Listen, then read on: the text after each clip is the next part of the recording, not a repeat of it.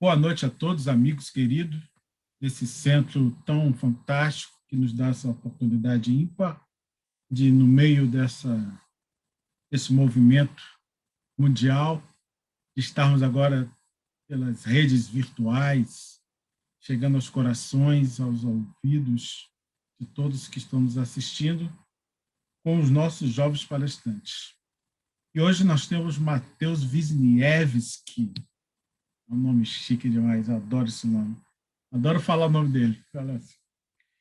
E hoje ele vai falar do capítulo 17 do livro Palavras de Vida Eterna, cujo título é Na Exaltação do Reino Divino. Nisto é glorificado meu Pai, em que deis muito fruto, e assim tornar-vos-eis meus discípulos. Uma fala de Jesus, em João, capítulo 15, versículo 8. Glorificarás o Senhor Supremo e serás discípulo do grande mestre.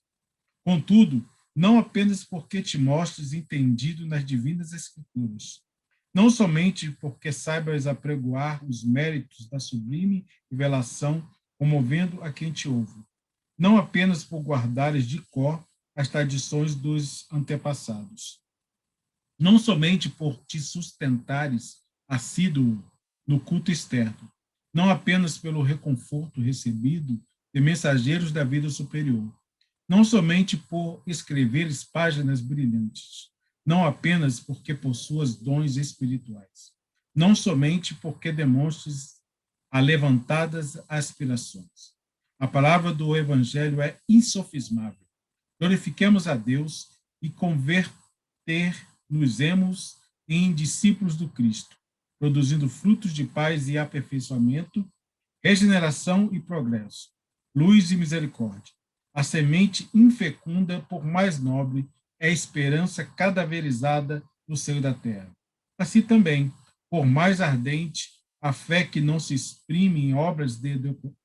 Ei, vou voltar aqui. Assim também, por mais ardente, a fé que não se exprime em obras de educação e de amor, redenção e bondade, é talento morto. Se te dizes seguidor de Jesus, segue-lhe os passos. Ajuda, ampara, consola, instrui, edifica e serve sempre. Façamos algo na extensão do bem de todos. Somente assim cresceremos para o céu, na construção do reino de Deus. Adoro essa forma de Cristo. Vamos lá fazer a nossa prece, pedir a proteção dos nossos amados, queridos mentores espirituais, que possa, nesse momento também, abraçar a cada um, onde quer que estejam, que possam receber esse conforto, essa luz que vem do mais alto. Como foi dito, que consigamos fazer boas obras. Que essa luz nos envolva, nos proteja, agora e sempre. E com a palavra, o meu querido amigo Matheus Wisniewski. Contigo. Boa noite a todos, boa noite a todas que estão nos assistindo nesse momento. Como o Cássio aí bem falou, eu sou o Matheus Wisniewski, acho que é por isso que o Cássio gosta de me chamar para fazer palestra, para falar meu sobrenome. Né? Deve ser só por isso. Né? Mas tudo bem, Cássio, tudo bem, a gente vai relevando aí e aproveitando as oportunidades que a vida nos dá.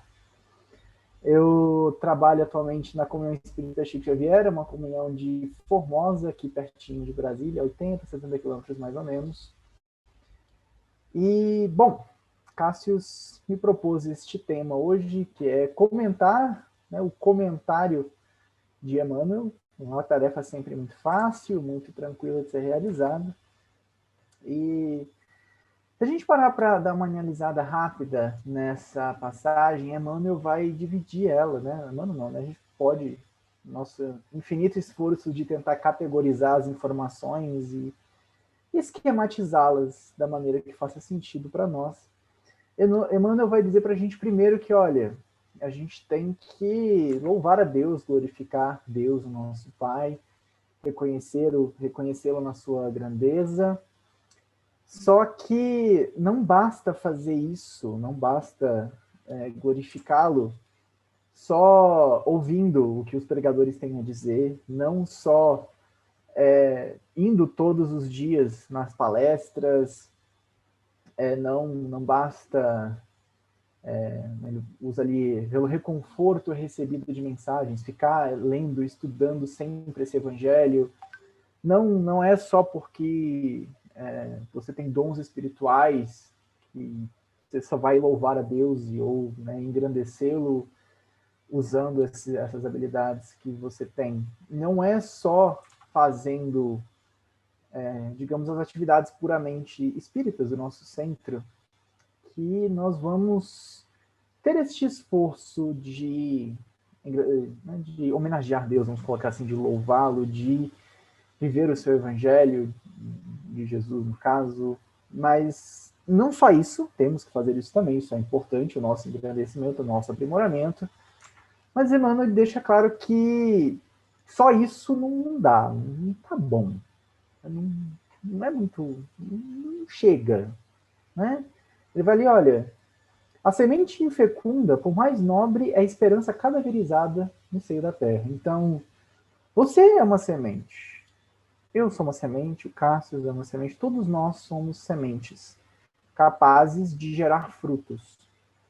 Se nós, ao longo da nossa vida, não estamos gerando esses frutos, de que adianta nós irmos todos os dias na comunhão espírita, assistir todas as palestras, tomar todos os passes, tomar as águas fluidificadas?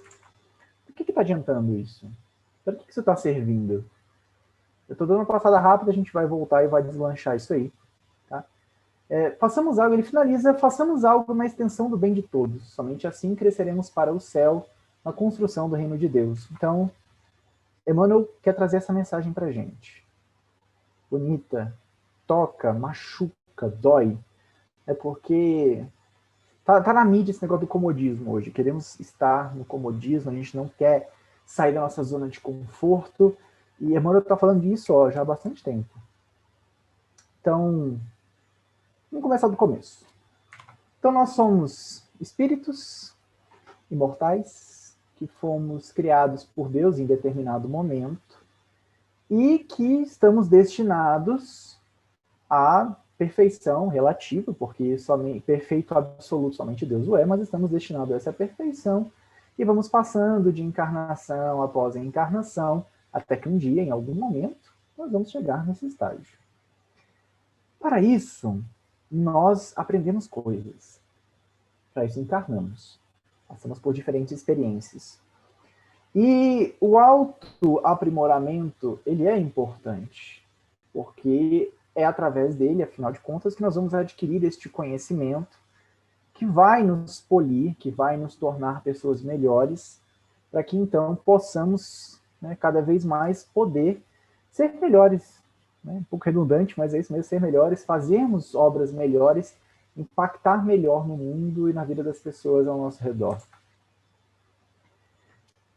E aí, então, nesses itens todos aí do começo da mensagem que Emmanuel vem dizer para a gente, nós temos várias maneiras de exaltar o reino de Deus, de homenagear este mundo.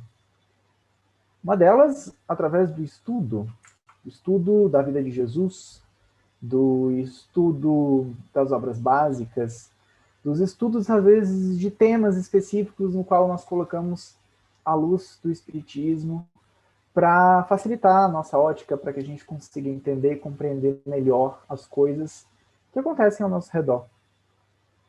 Estamos adquirindo conhecimento. Outra forma é por te sustentares assíduo no culto externo. Então, por irmos frequentemente à igreja, ao culto, à palestra espírita, podemos colocar também realizando o curso do Evangelho no lar, por que não? Uma outra forma que nós temos de vivenciar este Evangelho, de aprender, de nos engrandecermos, de nos aprimorarmos, de adquirir esse conhecimento que vai nos levar, pode nos levar para essa perfeição relativa que todos nós um dia vamos alcançar. A gente pode, talvez, escrever coisas magníficas, tentar exprimir isso, talvez nas artes, ou através da nossa fala, como, por exemplo, estou aqui fazendo com vocês neste momento, onde estudei este tema, peguei algumas referências aqui e ali, e estou proferindo essa palestra nesse momento. Uma outra forma que nós temos de exaltar este reino de Deus, essa doutrina maravilhosa, esses ensinamentos que nós temos. A gente pode exercer nossos dons espirituais, a gente pode pensar em grande parte deles os dons mediúnicos, né? Seja através de uma psicografia, através da mesa mediúnica, ou não somente de mediunidades ostensivas, mas a gente pode se usar de outras mediunidades também. Uma campanha Alto de Souza, a gente está lidando com energias espirituais, um teatro espírita, a gente está lidando com energias mediúnicas também. Então, são várias formas que nós temos de movimentar, de usar as nossas energias, nossos dons espirituais que nós temos. E aí, Emmanuel vem questionar isso, de que, olha, ok, muito bom que você consegue fazer isso, você está participando, que você está ouvindo as lições, que você está aprendendo, que você está se tornando uma pessoa melhor. E o que você está fazendo com isso? É como se fosse uma biblioteca, na qual você recebe livros, recebe, às vezes, filmes, DVDs, vamos voltar alguns anos, recebe DVDs, CDs, materiais, bibliografias de modo geral, discografias, enfim, você recebe conhecimento e armazena nessa biblioteca. Mas você não deixa ninguém entrar nessa biblioteca. Você não empresta materiais dessa biblioteca para as outras pessoas. Você não utiliza esse conhecimento que está ali armazenado para impactar a vida das pessoas. De que adianta uma biblioteca assim? Que está ali somente e unicamente para armazenar, para concentrar, e não para distribuir, disseminar, dividir, compartilhar. Emmanuel questiona isso, né? Por que você está somente recebendo e não está dando? Se o que Jesus mais fez ao longo de toda a sua vida foi dar, foi doar, foi fazer essa diferença na vida das pessoas. Vou contar uma parábolazinha para que possamos, discutir e, enfim, exemplificar melhor essa questão que nos falamos. É a parábola da figueira que secou. Ela está em o Evangelho segundo o Espiritismo, capítulo 19, intitulado A Fé que Transporta Montanhas. É o item 8. Quando saíam de Betânia, ele teve fome, e vendo ao longe uma figueira, para ela encaminhou-se, a ver se acharia alguma coisa. Tendo-se, porém, aproximado, só achou folhas, visto não ser tempo de figos. Então disse Jesus à figueira, que ninguém coma de ti fruto algum, o que seus discípulos ouviram. No dia seguinte, ao passarem pela figueira novamente, viram que a figueira estava seca até a raiz. Pedro, lembrando-se do que dissera Jesus no dia anterior, disse, Mestre, olha como secou a figueira que tu amaldiçoaste. Jesus, tomando a palavra, lhes disse, tende fé em Deus. Digo-vos em verdade, que aquele que disser a esta montanha, tira-te daqui e lança-te ao mar, mas sem hesitar do seu coração, crente, ao contrário, firmemente, de que tudo que houver dito acontecerá, verá que com efeito acontece. Eu tomei a liberdade de ler a parábola até o final, ainda que o que interessa pra gente é só até a parte que ela secou até a raiz. Então, a gente pode utilizar essa parábola para exemplificar diversas temáticas. Por que eu estou querendo dizer hoje? A gente vai pensar nessa parábola na perspectiva de que Jesus chegou até uma árvore, estava faminto, queria alimentar-se. Não era a época da árvore dar frutos. Não era o momento. Então, ele amaldiçoou a árvore para que a árvore secasse.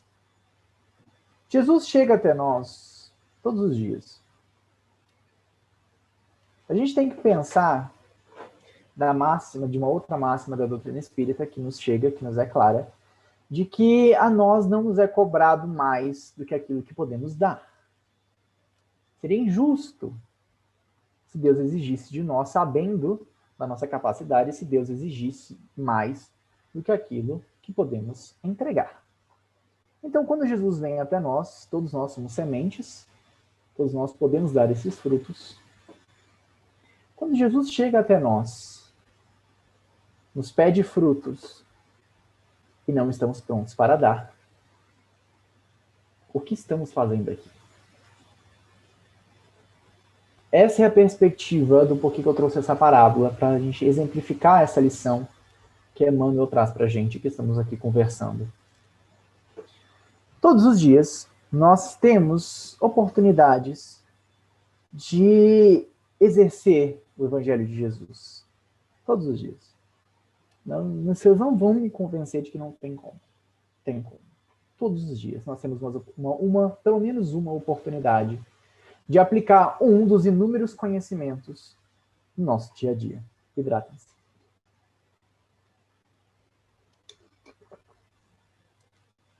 Todos nós temos essa capacidade de gerarmos frutos.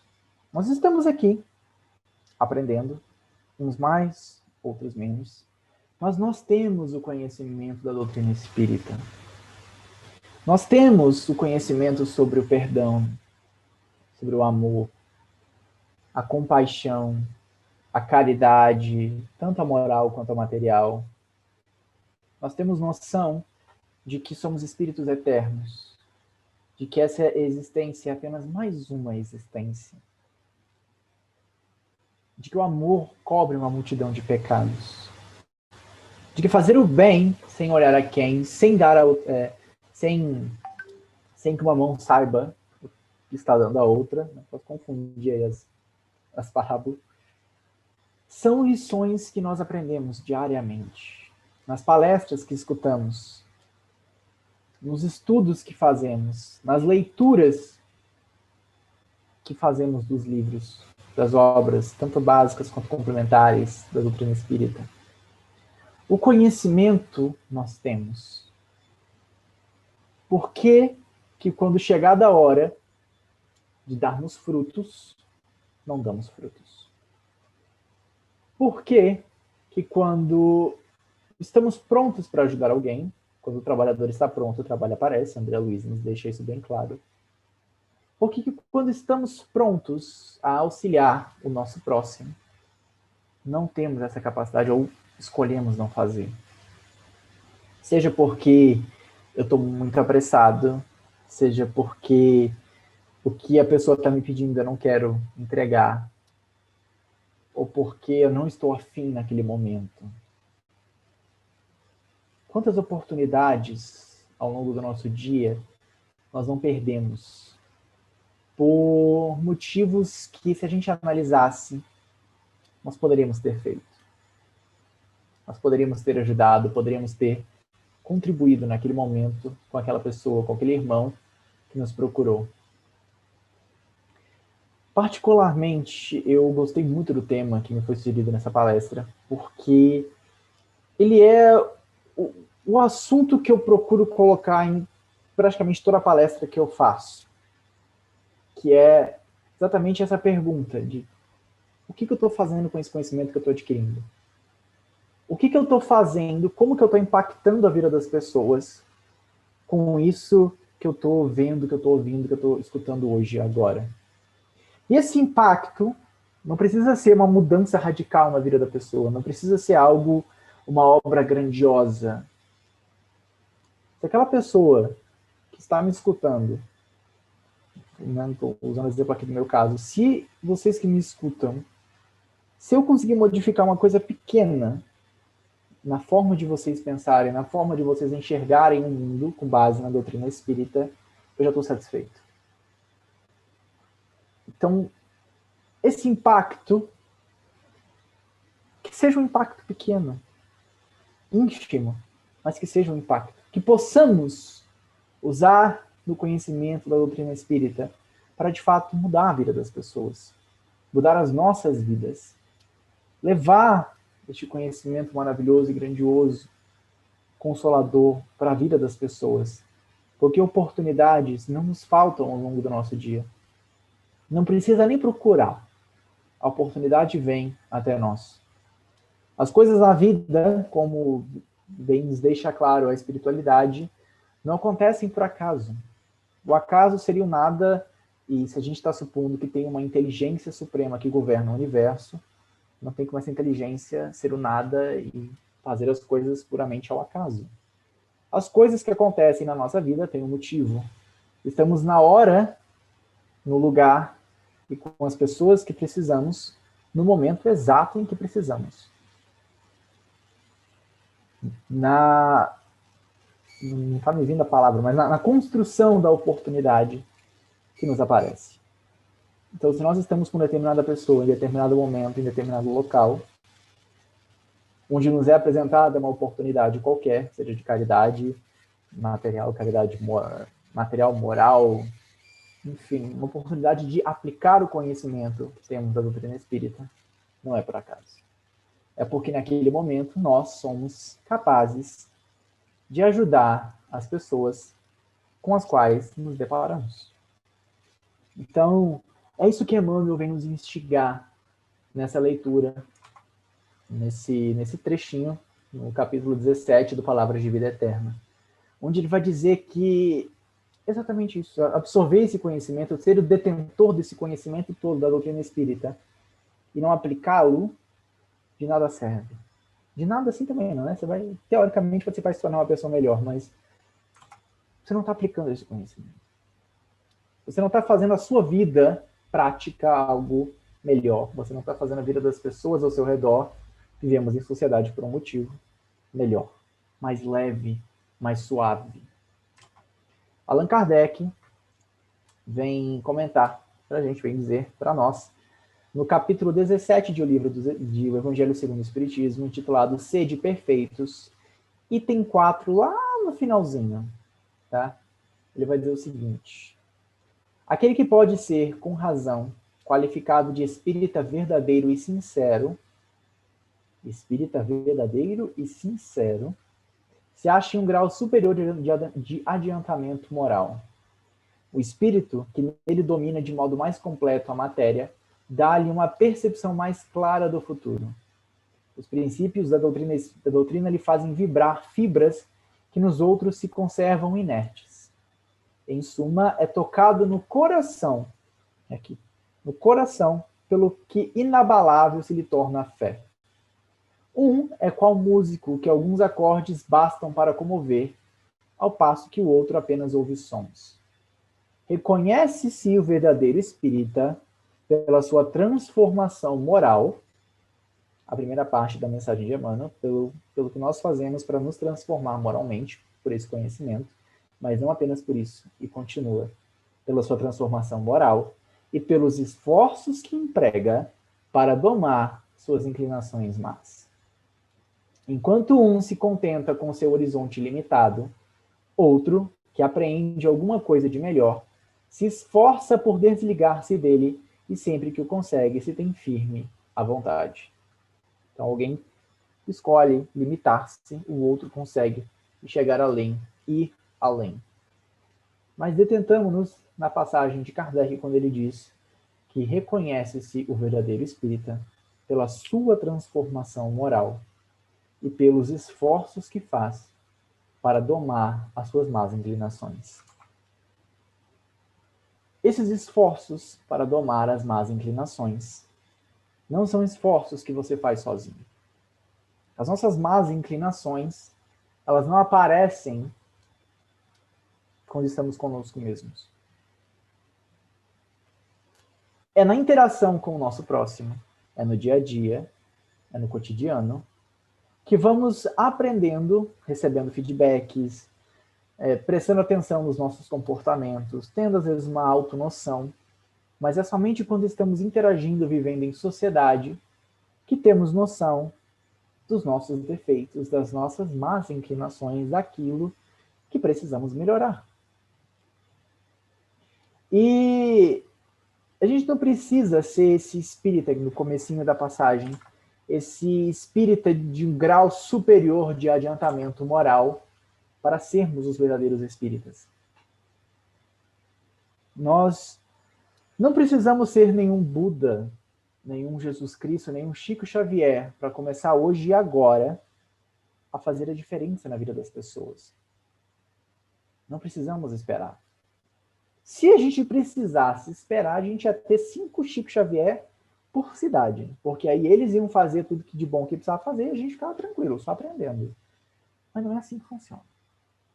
Esses grandes líderes, sim, vêm de tempos em tempos, em missões, para justamente renovar a nossa moral, renovar a nossa vontade, a nossa bondade e nos mexer para que possamos nos inspirar neles como modelos e fazer a diferença na vida das pessoas.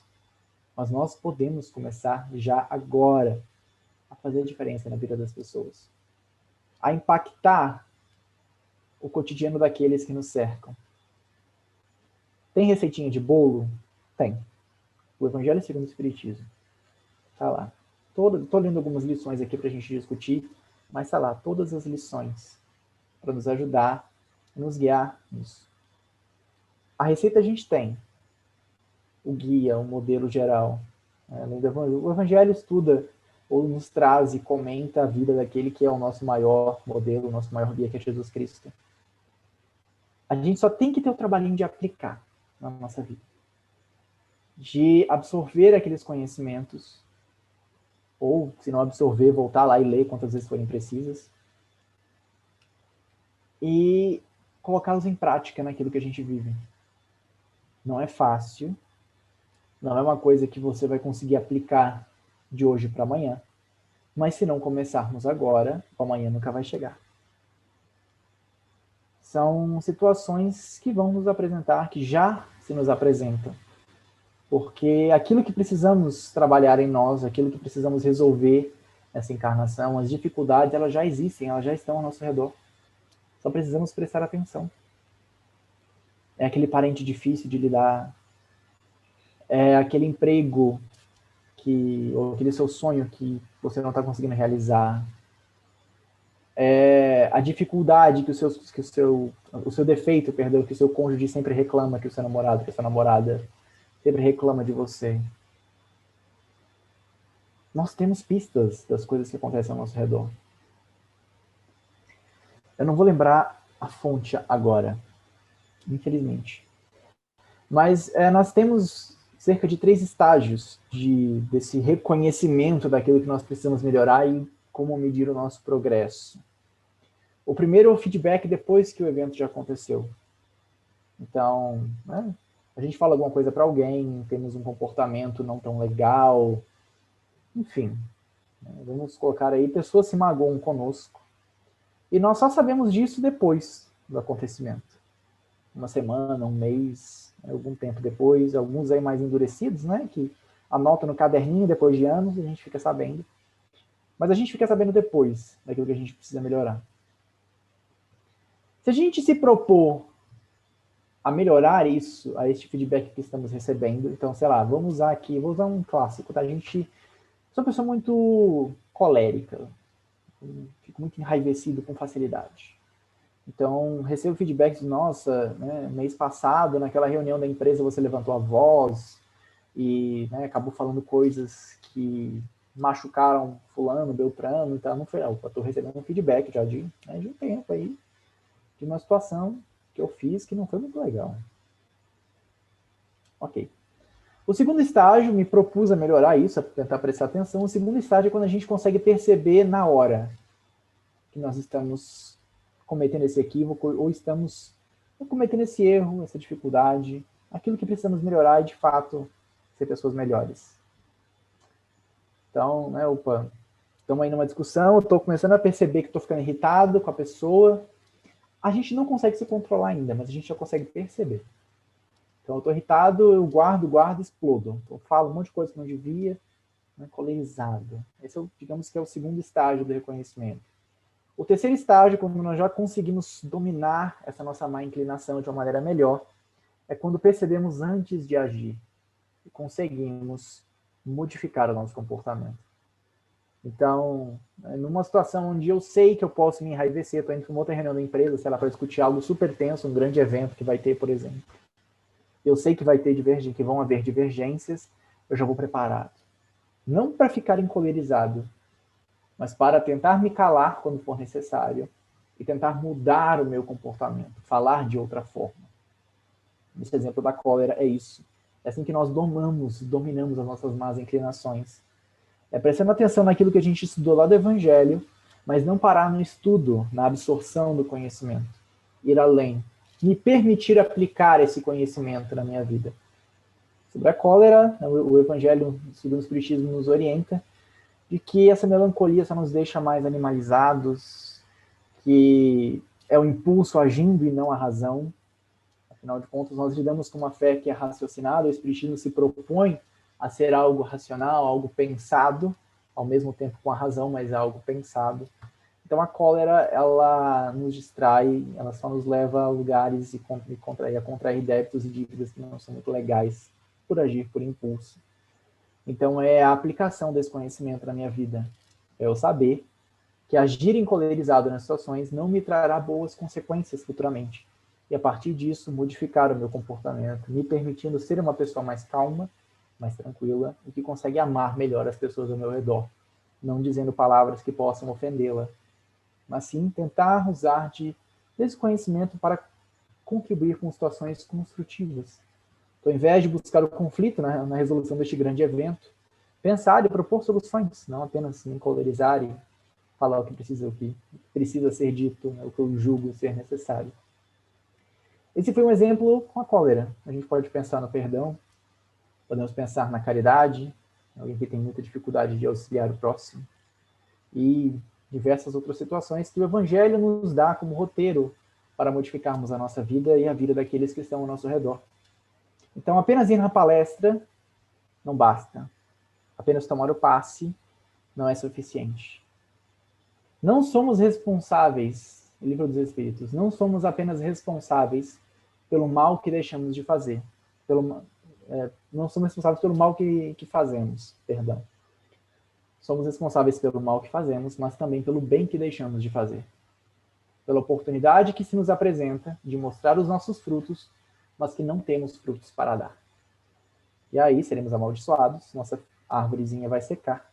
A gente vai ter que ir para uma nova encarnação em outros lugares para que a gente possa dar esses frutos novamente. Então vamos aproveitar hoje a oportunidade que nós temos de exaltar este reino de Deus que Emmanuel nos fala. Que continuemos indo nas palestras, que continuemos lendo as obras básicas, participando dos cursos. Mas saiu da casa espírita, seja um cristão. Você não é cristão só da casa espírita para dentro. Você é cristão principalmente da casa espírita para fora, sendo tolerante, sendo caridoso, sendo a favor da vida, sendo a favor do perdão, do amor, da calma, da paciência, de escutar, de não julgar, de tudo aquilo que Jesus ensinou ao longo da sua vida. Ser cristão é seguir o comportamento de Jesus, é tê-lo como guia, é tê-lo como modelo na nossa vida e buscar sempre, em qualquer situação, agir como ele. E além disso, como o Espiritismo bem nos lembra, agir como espíritos imortais que somos. Porque a vida não acaba no túmulo, ela continua. Então, que possamos viver como se a nossa vida fosse eterna, fosse imortal. Vamos agir com amor, mas também com a razão, com essa fé raciocinada. Possamos pensar nas consequências daquilo que estamos fazendo para nós, mas também para os outros. Para que todos nós possamos, a partir de hoje, a partir de agora, a partir deste momento, viver melhor, viver em harmonia, todos nos ajudando, como a lei de sociedade nos diz, que devemos nos apoiar para passar, né, pelas dificuldades que enfrentamos, pessoas que conhecemos, pessoas que não conhecemos. Cada um tem suas lutas. Vamos tentar tornar a nossa vida do outro mais leve. O fardo de Jesus é leve. Possamos ser esses espíritos espíritas que buscam domar as suas más inclinações, que buscam aprender e viver cada vez mais como Jesus e tornar a vida de todos mais leve e mais fácil. Era isso que eu tinha para a noite de hoje. Muito obrigado. Show de bola! Só que eu tenho uma perguntinha para você aqui, uma pegadinha, não pode ficar em cima do muro. Ó, Emmanuel, no final do texto, Sim. ele coloca 6 verbos. Vou falar os 6 verbos e você vai me dizer qual é o mais fácil e qual é o mais difícil. Okay. Ele diz assim: ajuda, ampara, consola, instrui, edifica e serve sempre. Qual o mais fácil e o mais difícil? Olha, eu acho que o mais fácil é instrua, porque, enfim, né, instruir qualquer um de nós consegue ler, interpretar e transmitir para o outro aquilo que está escrito, que está ali de acordo com, vamos colocar as obras básicas dizem. Eu diria que instruir é o mais fácil. Agora, o mais difícil, eu estou entre ajudar e servir sempre. Eles são meio que a mesma coisa, mas não necessariamente. Porque ajudar, é difícil você ajudar sem feedback do outro. Então não tem como saber se você está ajudando de fato. E falo por mim mesmo, é difícil a gente descer esse salto e reconhecer que a gente precisa de ajuda e pedir a ajuda que a gente precisa. É difícil. Né? Não é sempre que eu também consigo chegar e falar, oh, estou precisando de ajuda com isso. Então, eu acho que ajudar é o mais difícil, não no sentido de que nós não possamos fazer, mas porque às vezes a gente não sabe como ajudar. A gente tenta ajudar com o melhor das intenções, mas não é bem isso. Então, enfim, eu diria que ajudar é o mais difícil. Eu sabia que você ia ficar em cima do muro. Vamos lá, fazendo essa prece. Botei esse Mar da Galileia aqui, você tira aqui essa parte aqui, o Mar da Galileia. O Mar da Galileia, para a gente, como você diz, é essa frase do Cristo aí, é importantíssima. Queremos só agradecer, amado mestre, por mais esse momento, essa oportunidade de estarmos aqui, reunidos de forma virtual, mas os corações estão muito próximos. Que essas instruções possa tocar fundo nos nossos corações. Como foi dito pelo nosso companheiro, que possamos exercitar diariamente, porque sabemos que esse é o único jeito de sermos melhores. Muito obrigado, fique com Deus, que assim seja. Mateus, não é só por isso que eu trago ele, por causa do nome dele, né? Mas ele fala bem demais. Obrigado, meu querido. Fica com Deus, tá? Te cuida. Todo nosso, que assim seja.